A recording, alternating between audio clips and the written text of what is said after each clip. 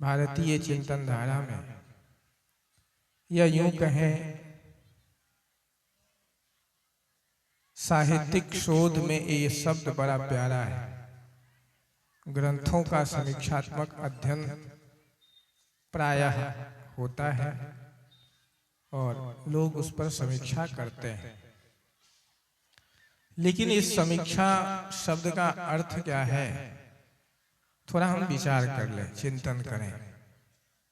समीक्षा का अर्थ है परीक्षण। जहां हम लोग उपस्थित हैं, ये एक ऐसा जगह है जहां आदमी के जीवन का परीक्षण होता है। अध्यात्म मंच, सत्संग मंच परीक्षण का केंद्र है। यहां आकर के हम अपने जीवन का परीक्षण कर सकते हैं, मूल्यांकन कर सकते हैं कि हम किस जगह खड़े हैं और हमारी यात्रा कहां तक होनी है। यही तो साधना है, यही तो अध्यात्म है कि हम अपने जीवन का परीक्षण तो करें कि हम कहां खड़े हैं और हमको जाना कहां है, हमारी यात्रा किस दिशा में होनी है और अभी हम कहां खड़े हैं। शायद ये काम हम नहीं कर पाते, अपने जीवन का परीक्षण नहीं कर पाते, अपने जीवन का मूल्यांकन नहीं कर पाते। आपके लिए नहीं, मैं अपने लिए भी कहना चाहूंगा कि इस जगह अगर मैं इस मंच पर बैठता हूं तो हम अपने जीवन की भी समीक्षा करें, जीवन का भी मूल्यांकन करें। मानव जीवन की कोई परिधि तो है, कोई मूल्यांकन तो है कि हम मनुष्य हैं। उसका मापदंड क्या है? हम साधु हैं, संत हैं, गृहस्थ हैं, सन्यासी हैं, वानप्रस्थी हैं, या जो कुछ कह लीजिए कि हम जहां हैं उस स्थिति परिवेश का कुछ तो मापदंड तो होगा। आज कहीं न कहीं हम जीवन में जीवन का मूल्यांकन करना भूल जाते हैं, जीवन का समीक्षा करना भूल जाते हैं, अपने जीवन को समझना भूल जाते हैं। इसलिए सत्संग मंच तक आकर के भी हमारे जीवन में कुछ प्राप्त नहीं होता। कहीं ये 3 दिन का सत्संग हमारे जीवन में गुड्डा गुड़िया का खेल तो नहीं है। कहीं 3 दिन का सत्संग में आकर के हम यहाँ अपने आप को धोखा तो नहीं दे रहे हैं, छल तो नहीं रहे हैं। ये बात मैं अपने लिए भी कह रहा हूं कि यहाँ आकर के हम अपने जीवन का समीक्षण तो करें कि अभी तक जो जीवन में दोष था, अभी तक जो जीवन में दुर्गुण था, एक क्षण में आपके जीवन में परिवर्तन आ जाए, एक क्षण में आपके जीवन में बदलाव आ जाए। आज से आपका जीवन व्यवस्थित हो जाए, संयमित हो जाए। यही तो साधना है,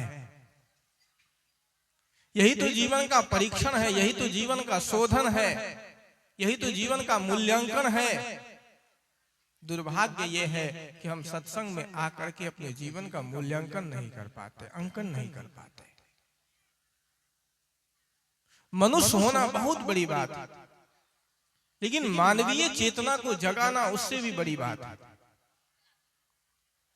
मनुष्य तो एक आकृति विशेष शरीर प्राप्त हो गया, लेकिन उस शरीर में मानवीय चेतना है, इसका मूल्यांकन कैसे होगा? मनुष्य के खोल में कोई राक्षस भी आपको दिख सकते हैं, मनुष्य के शरीर में कोई ऐसा व्यक्ति भी आपको दिख सकता है जो हिंसक प्रवृत्ति का हो, जो हिंसा करने वाला हो, जो गलत आचरण करने वाला हो। और अक्सर ऐसे देखे जाते हैं कि आदमी का शरीर तो हमारे पास है, लेकिन मानवीय चेतना नहीं है हमारे पास। ये समय है मानवीय चेतना का मूल्यांकन का कि हम कहां खड़े हैं, हम किस जगह खड़े हैं और हमारे जीवन की यात्रा कहां तक होनी है। क्योंकि ये जीवन सावधि है, कुछ अवधि के लिए मिली है और कुछ अवधि के बाद इस दुनिया से आपको जाना है। ये चिंतन हम क्यों नहीं कर पाते कि शरीर की एक अवधि है, इस एक अवधि के बाद ये जीवन आपका समाप्त हो जाएगा, जीवन चला जाएगा। नहीं चाहते हुए भी इस दुनिया से जाना पड़ता है, सबको जाना पड़ता है। लेकिन मौत आने से पहले, जीवन समाप्त होने से पहले जीवन का मूल्यांकन तो कर ले, जीवन को समझ तो लें। व्यर्थ के प्रलापों में, व्यर्थ में जीवन आदमी गमाता है। जीवन भर आदमी व्यर्थ के चिंतनों में, व्यर्थ के सोच में अपने जीवन को गमा देता है। कुछ विचार नहीं कर पाता, कुछ चिंतन नहीं कर पाता, कुछ प्राप्त नहीं होता है। सदगुरु कबीर ने तो साफ शब्दों में कहा कि झूठ झूठा के डारहूं, मिथ्या यह संसार, यही कारण मैं कहत हूं जाते होए उबार। ये संसार क्या है? झूठा है, मिथ्या है।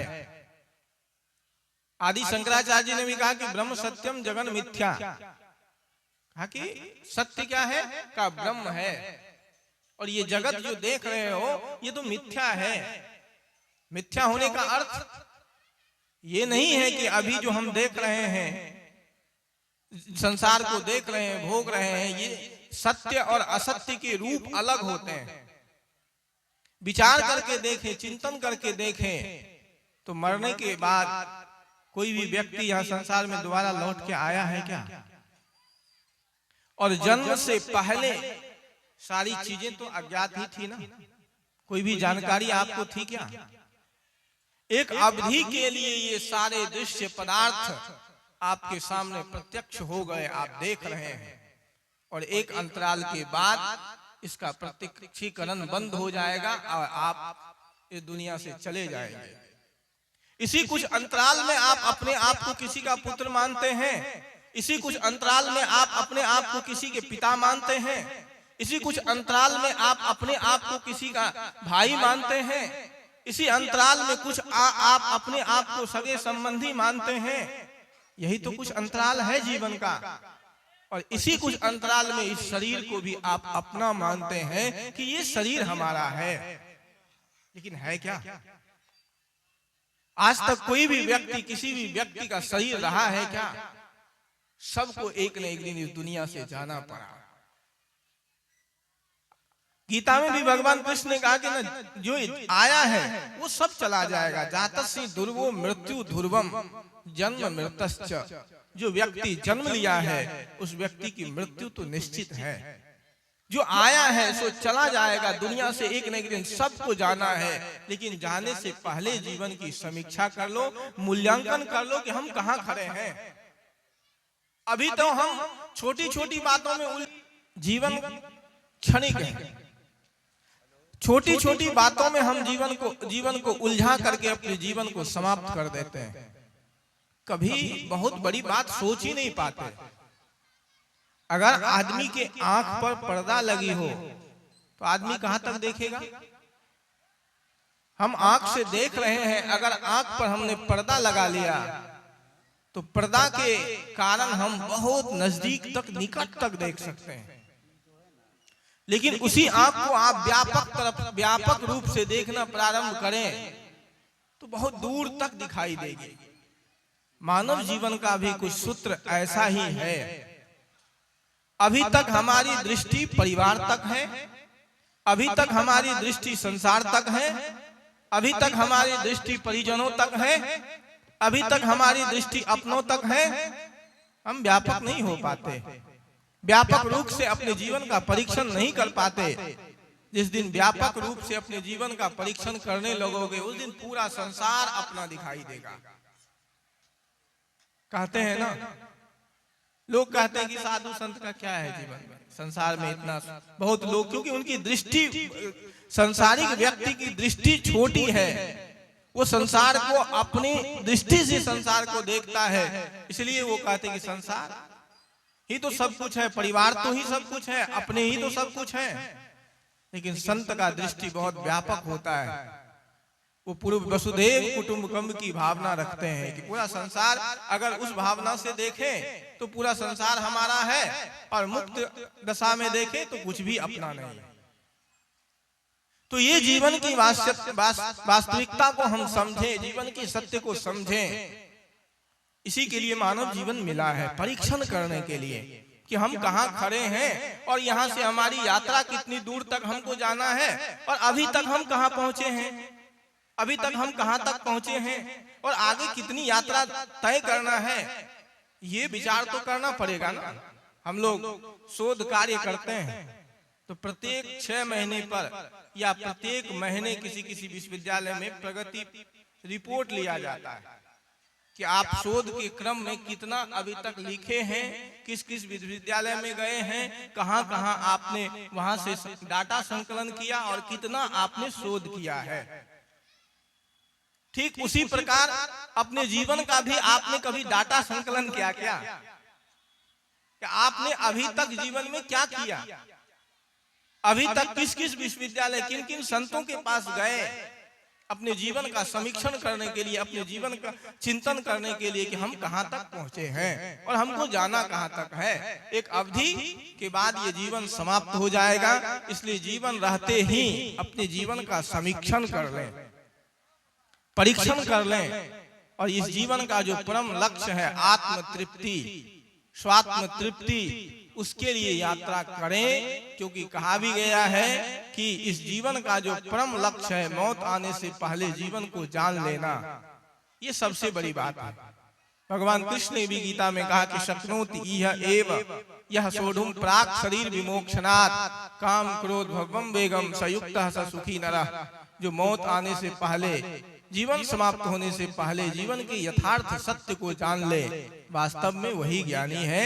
हम सब मोक्ष मार्गी हैं, हम सब साधना पथ के पथिक हैं, इसलिए हम सब का कर्तव्य बनता है अपने अपने जीवन की समीक्षा करें, अपने अपने जीवन का परीक्षण करें, अपने अपने जीवन की मूल्यांकन करें और शायद इसी में हमारे जीवन का कल्याण होगा। लेकिन दुर्भाग्य ये है कि हम जीवन भर दूसरों का मूल्यांकन करते हैं कि दूसरों को ये पालन करना चाहिए, दूसरों को ये पालन करना चाहिए। बड़े हैं वो ये छोटों से अपेक्षा करते हैं कि छोटों को ये पालन करना चाहिए, छोटे हैं वो बड़ों से अपेक्षा करते हैं कि बड़ों को ऐसा होना चाहिए, बड़े को ये मर्यादा पालन करना चाहिए। हम सब उसी में लगे रहते हैं। प्रत्येक व्यक्ति दूसरों से अपेक्षा कर रहा है कि सामने वाले को ऐसा होना चाहिए, उनको ऐसा होना चाहिए, उन्होंने ऐसा नहीं किया, वो ऐसा कर सकते थे लेकिन हम कैसा कर सकते थे, हमें क्या करना चाहिए था, इस पर कभी भी हमने विचार नहीं किया। इसलिए इस पर विचार कर लें तो शायद हमारे जीवन का कल्याण हो सकता है, शायद हमारे जीवन का उद्धार हो सकता है। इन्हीं कुछ चंद शब्दों के साथ मैं अपनी बातों को देता हूँ विराम।